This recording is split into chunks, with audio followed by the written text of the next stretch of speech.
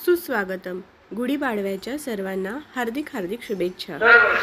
चैत्र शुद्ध प्रतिपदा हा दिवस गुढीपाडवा म्हणून साजरा केला जातो आणि या दिवशी प्रत्येकाच्या पूर्ण महाराष्ट्रामध्ये प्रत्येकाच्या घरासमोर आनंदाने गुढी उभारली जाते.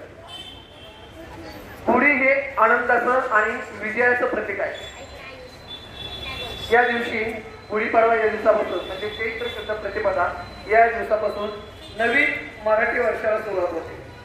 जसं 1 जानेवारी या दिवशी इंग्रजी वर्षाला सुरुवात होते, नूतन वर्षाला सुरुवात होते, त्याचप्रमाणे मराठी दिनदर्शिकेप्रमाणे मराठी कॅलेंडर प्रमाणे चैत्र शुद्ध प्रतिपदा म्हणजे गुढीपाडवा या दिवशीपासून हिंदू नववर्ष म्हणजे मराठी नववर्षाला या ठिकाणी सुरुवात होतात.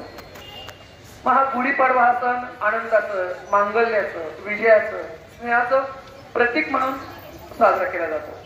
या दिवशी आपल्या दारासमोर सुंदर रांगोळ्या काढल्या जातात, आंब्याच्या पानांची तोरणं बांधली जातात आणि दारासमोर बांबूवरती छानशी गुढी उभारली जाते. गुढीची पूजा केली जाते, त्याला नैवेद्य दाखवला जातो, घरामध्ये पंचपक्वान्न केलं जातं आणि आपण त्याला सगळ्यांचा आस्वाद घेतो. असा हा आनंदाचा, मांगल्याचा, पवित्र्याचा, स्नेहाचा आणि माधुर्याचा असा सण म्हणजे गुढीपाडवा. तो आपल्या सगळ्यांना आवडतो. मग गुढीपाडवा हा सण का साजरा करतात याच्या पाठीमागे एक आख्यायिका आहे. याच्या पाठीमागं पुरातन पाहिलं, आपण परंपरागत पाहिलं तर याच्या पाठीमागं अनेक काही कथा आहेत, काही परंपरा आहेत, त्या मी तुम्हाला या ठिकाणी सांगणार आहे. सगळ्यात प्रथम तुम्हाला माहिती आहे की महाराष्ट्रामध्ये एक शालिवाहन नावाचा राजा होऊन गेला आणि त्या राजाने शालिवाहन नावाचा एक शेख सुरू केला होता. आपण इतिहासामध्ये पाहिलं शिवाजी महाराजांनी एक शेख सुरू केला होता. कोणता शेख सुरू केला होता शिवाजी महाराजांनी?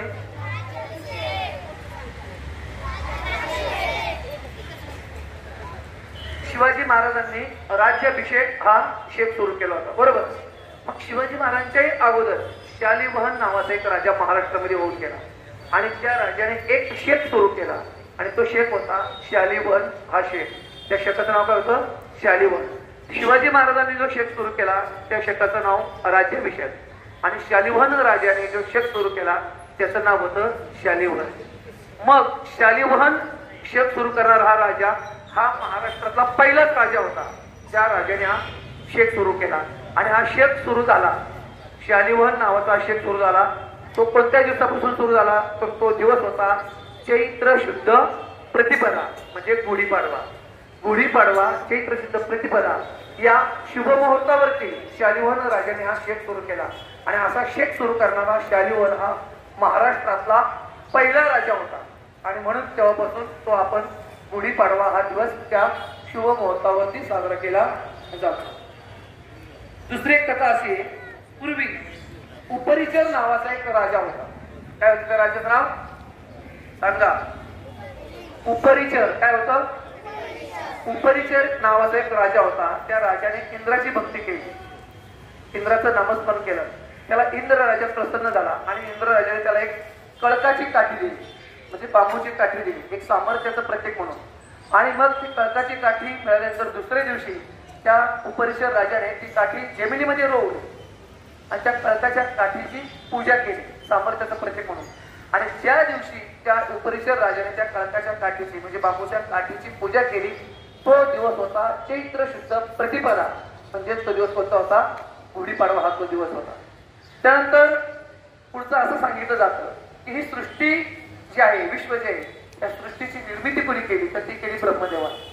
असं म्हटलं जातं की ब्रह्मदेवाने सृष्टीची निर्मिती केली, विष्णुदेव ह्या सृष्टीचा सांभाळ करतो आणि महेश म्हणजे शंकर या सृष्टीचा लय करतो म्हणजे नाश करतो, म्हणजे मृत्यू होणं याचा नाश होणं हे शंकराच्या हातामध्ये.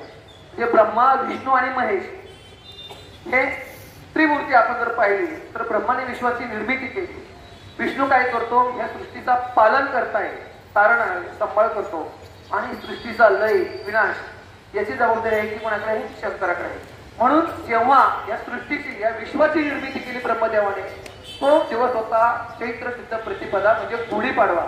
त्या शुभ मुहूर्तावर या पवित्र आणि मंगल मुहूर्तावरती ब्रह्मदेवाने या सृष्टीची विश्वाची निर्मिती केली आणि मग या सृष्टीची निर्मिती केल्यानंतर सृष्टीमध्ये तुम्ही आमच्यासारखे सजीव निर्माण झाले, अनेक प्राणी पशु पक्षी माणसं जन्मात आली आणि या सृष्टी पुढं या सृष्टीचं कालचक्र पुढं चालू राहिलं हा आणि तो दिवस शुभ मुहूर्त होता चैत्र शुद्ध प्रतिपदा म्हणजे गुढीपाडवा. त्यानंतर